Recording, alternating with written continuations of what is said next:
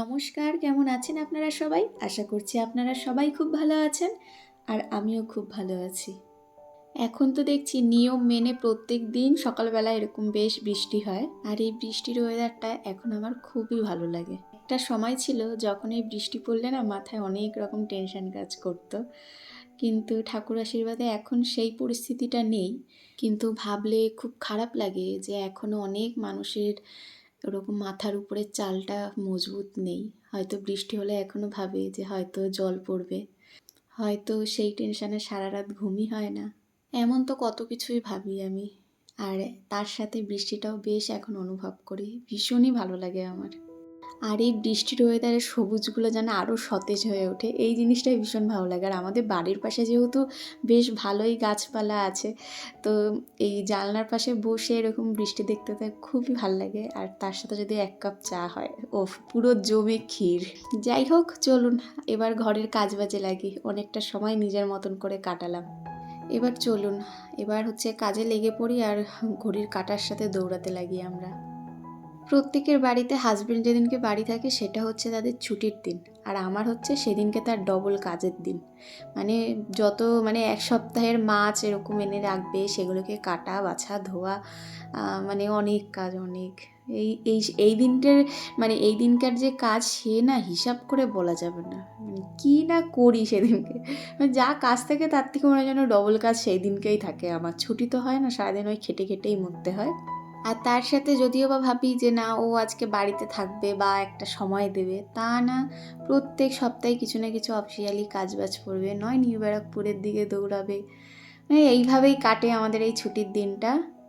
তো যেমন কথা তেমনই সেই সকালবেলা গিয়ে এরকম মাছ নিয়ে এসেছে বারাসাত থেকে। তো এখানটায় এনেছে চিংড়ি মাছ, আর ওখানটা রয়েছে রুই মাছ, আর আজকে শো স্টপার ইলিশ। এই বর্ষায় প্রথম ইলিশ আসলো আমাদের বাড়িতে। আমি মাছটা বেশ ভালোভাবে ওর জন্য দেখছিলাম, আর আজকে না আমি প্রথম, আগের বারও যখন এনেছিল না তখন মাছ কেটেই নিয়ে এসেছিলো, তো এইবার আমি বলেছিলাম নিয়ে আসবে, আমি নিজে কাটবো। তো সেরকমই নিয়ে এসেছে। আর এখন তো এখানটায় আমি চিংড়ি মাছটা কেটে বেছে ধুয়ে সব কিছু একদম গুছিয়ে ফ্রিজে তুলে দিয়েছি, আর এখন আমি রান্নাটা করব। কড়াই যেহেতু তেল গরম হতে দিয়ে দিয়েছে, আর এখানটা আমি আগে সর্ষে পোস্ত, একটু কাঁচা সর্ষের তেল, নুন, হলুদ দিয়ে মাছটা ম্যারিনেট করে রেখে দিয়েছিলাম। আর এখানটা এখন গরম তেলে একটু কালো জিরে ফোড়ন দিলাম, একটু চড়বড় করে আসলে তার মধ্যে আমার ম্যারিনেট করা মাছগুলো একে একে দিয়ে দেবো। এই তো আমি এইভাবেই ইলিশ মাছটা রান্না করি। ওর জন্য আর খুব ডিটেলসে আর দেখালাম না, তাড়াতাড়ি করে একটু বলে দিলাম। এই মাছটা আনার একটাই কারণ আমার বরের। ও আমার মার কাছে আবদার ছিল ইলিশ খাবে, তো মা বলেছিল যে তাহলে তুমি গিয়ে নিয়ে এসো, ও করে দেবে। তা ও ও বলেছিল যে মা যাতে করে খাওয়ায়, কিন্তু সে তো আর হয় না, মা যেহেতু রাত্রেবেলা আসে, তো আমিই করে দিলাম। আমার বরের বা আমার না ওরকম বাপের বাড়ি বা আমার হাজব্যান্ডের ওরকম শ্বশুর বাড়ি যাওয়ার যেহেতু ব্যাপারটা নেই, গেলে ওই দিদি বাড়ি, মামা বাড়ি বা মাসি বাড়ি এরকম যাই। তো আমার মার একটু আফসোস, তো ওর জন্য জামাই যেটা আবদার করে সেইটা এরকম এখানে এনেই মোটামুটি খাওয়ানোর চেষ্টা করে। আর আমার হাজব্যান্ডের তাই বলে কোনো দুঃখ নেই, কারণ ও সব জেনে শুনেই এগিয়ে গেছিলো, তাই ওর আবদারে এই ইলিশ মাছটা আনা। আর আমি পার্সোনালি ইলিশ মাছ যে খুব একটা ভালোবাসি ঠিক তা না, এমনি আমি মাংসর থেকে মাছপ্রেমী বলতে পারেন। কিন্তু ইলিশ আমি অতটাও ভালো খাই না, আমি চিংড়ি মাছটা প্রচণ্ড ভালোবাসি খেতে। তো যাই হোক, ওখানে তো আমার মোটামুটি রান্না হয়েই গেছে। তার আগে বাদবাকি রান্নাবান্নাও করছি, সেটা আর দেখাইনি। এখানটায় পাপানের জন্য এখন করব ইলিশ মাছ আলু বেগুন দিয়ে একদম পাতলা করে একটা ঝোল করব। পাপানকে এখন খিচুড়ির সাইডে একটু এরকম ধরনের খাবার দাবারও দেওয়ার চেষ্টা করি, যাতে ওর অভ্যেসটা হয়। তো এখানটা একটুখানি জিরে, একটু নুন, হলুদ, আর একটু গোলমরিচ গুঁড়ো দিয়ে এটাকে একটু নেড়ে চেড়ে একটু কষিয়ে নিয়েছি বলতে পারেন। তারপরে একটু জলও দিয়ে দিলাম, এবার ঝোলটা ফুটে আসলে মাছটাও দিয়ে দেবো। আর এদিকে আমার ছোট্ট বাবাটা কি করছে দেখুন। আমাকে বা ওর বাবাকে তো এটা দিয়ে ঘর মুছতে দেখে, তাই ওইটা দেখে দেখে ও সব শিখে গেছে যে কীভাবে এই ডান্ডিটা বড় করতে হয় বা কীভাবে ঘর মুছতে হয়। তাই যখনই ও এটা একটু হাতে পায়, ও এটা দিয়ে ওর মতন করে ঘর দুয়ার বেশ মুছে দেয়, অনেক কাজ করে দেয় এখন আমার। আজকে যেহেতু ওর বাবার ছুটির দিন, তাই স্নান করার দায়িত্ব আজকে ওকেই দিয়েছি, কারণ আজকে ওর বাবা আর বাইরে কোথাও যায়নি কোনো কাজে। তাই বলেছে আজকে স্নান করানোর দায়িত্ব পুরোপুরি তোমার। আর আমার মা যেদিনকে বাড়িতে থাকে সেদিনকেও বলি ওকে স্নান করার দায়িত্ব পুরোপুরি তোমার, একটা দিন এবার আমি একটুখানি ছুটি নিই। তাই এখন তো ওকে স্নান করাবে, ওর বাবা ওকে স্নানটা করিয়ে দেবে, আর আমার তার মধ্যে হচ্ছে রান্নাবান্না করে ঠাকুর পুজো দিয়ে নেব।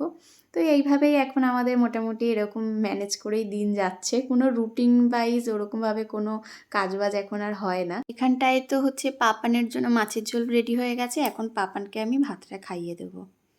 তো ওকে খাওয়া দাওয়া করানোর পরে আমরাও খাওয়া দাওয়া করে এখন একটু রেডি হয়েছি। আর আগের দিন হচ্ছে যারা ব্লগটা দেখছেন তারা তো জানেনি যে আমরা যেহেতু একটুখানি বাইরে বেরিয়েছিলাম, তো বলেইছিলাম একটু লিপস্টিক মানে টুকিটাকি কিছু জিনিস কেনাকাটি করেছি, তার মধ্যে এই লিপস্টিকটা কিনেছি। আর এটা আমার খুব পছন্দ হয়েছে, খুব। আর পাপানকে আজকে এই প্যান্ট আর এই গেঞ্জিটা পরিয়ে নিয়ে যাব। আর আগের দিন যে জিনিসগুলো কিনেছিলাম, এই দুটো লিপস্টিক কিনেছিলাম আমি, আর দুটো কালারই খুব ভালো দেখেই এনেছিলাম। তো আজকে আমি এই কালারটা পরেছি, আর এই কালারটা একটু পরার জন্য খুব এক্সাইটেড। তো আজকে যেটা পরেছি ওটা আমি রেগুলার ইউজের জন্যই নিয়ে এসেছিলাম। আর এই কম্প্যাক্ট পাউডারটা এনেছি, কোম্পানিটা দেখালাম না। কিন্তু এই ব্র্যান্ডের মানে কসমেটিক্সটা ইউজ করে আমার বেশ ভালো লেগেছে। আর আজকে আমার হাসিটা দেখেই না আপনারা বুঝতে পারবেন যে আমার লিপস্টিকটা কতটা পছন্দ, মানে খুব ভালো লেগেছে। আর এরকম মিষ্টির লিপস্টিক কালার দেখলে না মনে হয় যেন খেয়ে ফেলি, এরকম মনে হয় আমার।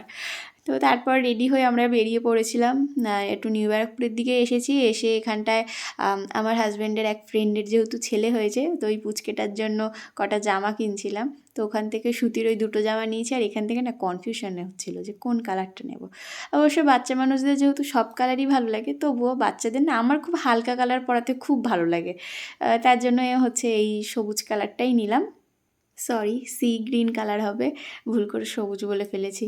ওই একটা হলো আর কি। তো এখান থেকে এখন এটাকে নেব, নিয়ে এখন আমরা একটু দিদি বাড়িতে যাব, নিউ ব্যারাকপুরে আসবো। আর দিদির সাথে দেখা করবো না ওরকম তো হতেই পারে না। তো দিদির কাছে কিছুক্ষণ একটু গল্প টল্প করে, একটু সুখ দুঃখের কথা, কিছু অভিযোগ ওর কাছে করে তারপরে আমরা বাড়ির দিকে চলে যাব। সত্যি বলতে দিদি আর আমি এমন এক পাল্লায় পড়েছি না, মানে তাই দুইজনের অনেক কিছু মিলে যায়, তো তাই ওর কাছে আমি কিছু বলেও খুব একটা শান্তি পাই। বাড়িতে আসার পরপরই তো নামলো এরকম মুষলধারে আবার বৃষ্টি।